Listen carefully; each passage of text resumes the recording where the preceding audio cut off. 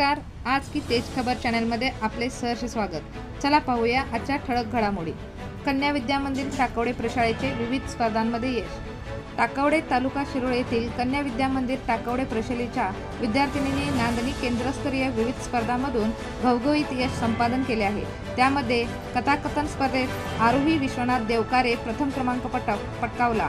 तर प्रश्नमंजुषामध्ये आरोही राजेंद्र कुंभार, सई सचिन काळे, आरोही विश्वनाथ देवकारे या सर्वांचा प्रथम क्रमांक आला आहे. तर अन्विता पाटील, अनम शेख, स्वराली झुटाळ, आरोही देवकारे, सई काळे, आरोही कुंभार, जान्हवी चौगुले यांचा नाट्यकरण प्रथम क्रमांक.